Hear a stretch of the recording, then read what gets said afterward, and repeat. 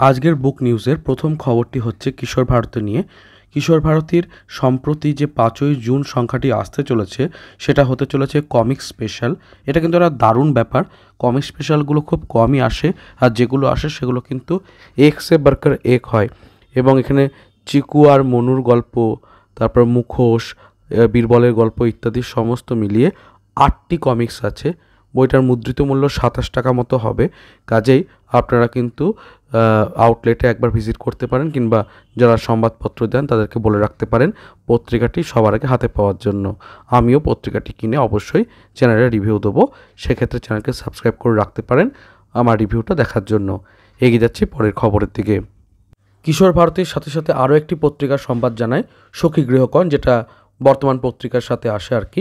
তো এখানে একটা খুব সুন্দর লেখা রয়েছে, মানে যেটা আসতে চলেছে আর কি এই জুন মাসের সংখ্যাটা। সমরেশ মজুমদারের ওপর একটা শ্রদ্ধাঞ্জলির ওপর লেখাটা রয়েছে, আর দুটো গল্প রয়েছে। তো এটা কিন্তু একটা বড় আকর্ষণ আমার কাছে। চেষ্টা করব পড়ে গল্পগুলো আপনাদের সামনে শেয়ার করার। আর বইটার মুদ্রিত মূল্য মাত্র 15 টাকা। এমনিতে সখী গৃহকোণের দাম অত্যন্ত কমই রাখা হয়। তো কাজেই আপনারা একবার চাইলে পারচেস করতেই পারেন যে কোনো আউটলেট থেকে। এগিয়ে যাচ্ছি পরের সংবাদের দিকে। এর পরের খবরটা হচ্ছে বুক ফার্ম থেকে। বুক ফার্মের বেশ কিছু বইয়ের ওপর খুব ভালো একটা ছাড় চলছে, 30% অফ, এবং ফ্ল্যাশ সেল এটা একটা। নাম্বারটাও দেওয়া রয়েছে বইওয়ালা এক্সপ্রেসের, এবং আপনারা কিন্তু বইগুলোও দেখতে পাচ্ছেন বুক ফার্মের। আমি বলে দিচ্ছি কোন কোন বইগুলো নেবেন না নেবেন। আমি নিচে ডেসক্রিপশন বক্সে এই ভিডিও শেষে দেখবেন একটা লিঙ্ক রয়েছে, ওখানে বুক ফার্মের অনেক বইয়ের মানে একসাথে ডিটেলে আমি রিভিউ করেছিলাম একটা ভিডিও, সেই ভিডিওটা জুড়ে দিয়েছি। ওই ভিডিওটা দেখলে কিন্তু কোন বইটা নেওয়া ঠিক হবে আর ঠিক হবে না সেটা সম্পর্কে একটা স্পষ্ট ধারণা পেয়ে যাবেন, মুদ্রিত মূল্যগুলোও পেয়ে যাবেন। কাজে ওখান থেকে 30% হিসাব করেও আপনারা একটা কিন্তু আইডিয়া পেয়ে যেতে পারবেন। তো অবশ্যই এই ফ্ল্যাশ সেলটাকে কাজে লাগিয়ে কিছু বই কিনুন, লাভ হবে আপনাদের, বইটা পড়েও মজা পাবেন। এগিয়ে যাচ্ছি পরের খবরের দিকে। এর পরের খবরটি রয়েছে আনন্দলোক নিয়ে। আনন্দলোকের 27শে মে সংখ্যাতে স্মরণে ঋতুপর্ণ ঘোষ নামে একটা লেখা রয়েছে, এবং অন্যান্য লেখাও রয়েছে আর কি। তো ওনার আমাদের ছেড়ে চলে যাওয়া 10 বছর হয়ে গেল, কিংবদন্তি চিত্র পরিচালক একজন। তো যাই হোক, আপনারা সকলেই যদি চান এই পত্রিকাটিকেও পারচেস করতে পারেন, যে কোনো আউটলেটেই মোটামুটি পেয়ে যাবেন, যেহেতু প্রকাশিত হয়ে গেছে। এগিয়ে যাচ্ছি পরের খবরের দিকে। এর পরের খবরটা একটু মজার। রিসেন্টলি বাংলাদেশে ইন্দুবালা ভাতের হোটেল যে কল্লোল লাহিড়ীর বইটি রয়েছে, সেই বইটির আদলে একদম সেই রকম করেই একটা নতুন রেস্তোরাঁ খোলা হয়েছে, এবং মুদ্রিত মূল্য মানে খাবারের দামগুলো ভীষণ কম রাখা হয়েছে। ঠিক যেমন গল্পের বইতে ছিল অত্যন্ত সস্তার মধ্যে সুন্দর খাবার দেওয়া, সেই রকম। তো পাবনা জেলায় হয়েছে, বাংলাদেশের জালালপুর অঞ্চলে। তো দেখতেই পাচ্ছেন এখানে ইন্দুবালা ভাতের হোটেল, তার যে একটা মেনু চার্ট সেটাও রয়েছে, আর দামগুলো এত কম, এবং এটা নিয়ে কিন্তু বেশ শোরগোল চলছে, সংবাদপত্রে লেখালেখিও চলছে। তো আপনারা যারা বাংলাদেশের দর্শক আছেন তারা একবার অবশ্যই ভিজিট করতে পারেন। ভাত মাত্র 20 টাকা, নারকেল দিয়ে কচু বাটা মাত্র 30 টাকা, এরকমই খুব সাধ্যের মধ্যে দামগুলো রয়েছে। তো অবশ্যই একটা ভালো খবর এবং সাহিত্য নির্ভর খবর, তাই আলোচনা করলাম। এগিয়ে যাচ্ছি পরের খবরের দিকে। এর পরের খবরটা কমিক্স নিয়ে। রিসেন্টলি ঢাকা কমিক্স থেকে দক্ষিণারঞ্জন মিত্র মজুমদারের ঠাকুরমার ঝুলির অবলম্বনে শীত বসন্ত নামে একটা খুব সুন্দর কমিক্স প্রকাশ পেয়েছে। ঢাকা কমিক্সের কিন্তু বেশ কিছু বই আমি দেখেছি, ওদের কাজ কিন্তু দারুণ হয়।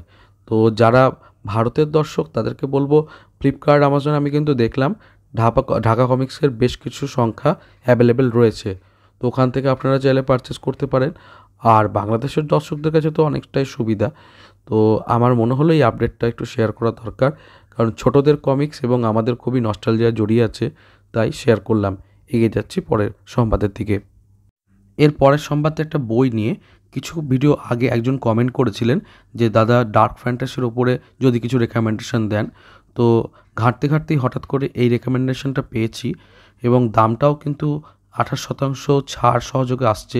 কাজেই খুব ভালো একটা মনে হচ্ছে যে ডিল হবে। আপনারা চাইলে এই বইটিকে দেখতে পারেন। শরণ্যা মুখোপাধ্যায়ের লেখা অন্ধকার ও অনুরাগের আখ্যান। বইটার প্রচ্ছদও যেমন সুন্দর, তার সাথে ডার্ক ফ্যান্টাসির ওপরে লেখাগুলো বেশ কিছু ভালো রয়েছে, কারণ শরণ্যা মুখোপাধ্যায়ের দু একটা ছোট গল্প আমি পড়েছি অলরেডি এই বইয়েরই আর কি, মানে অন্য জায়গায়। তো অবশ্যই আপনারা চাইলে একবার দেখতে পারেন। পলান্ন প্রকাশনী থেকে এসেছে বইটা এবং নাম্বারটাও রয়েছে স্ক্রিনে, চাইলে যোগাযোগ করে নিতে পারেন। এগিয়ে যাচ্ছি পরের সংবাদের দিকে। এরপর আসছি কিছু সংবাদপত্রের বেশ কিছু লেখা নিয়ে। 28শে মে তারিখে মানে রবিবারের দিন বেশ কিছু সংবাদপত্রে ভালো ভালো লেখা এসেছে।